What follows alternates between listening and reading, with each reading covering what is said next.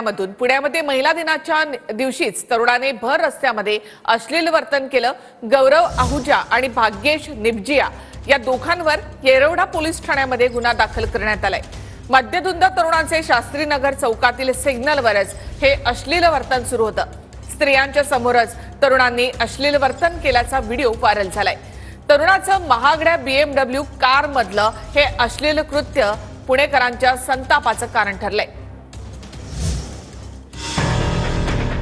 पुण्यातल्या रस्त्यावर सकाळी सकाळी बड्या बापाच्या पुत्रानं नंगा नाच केला।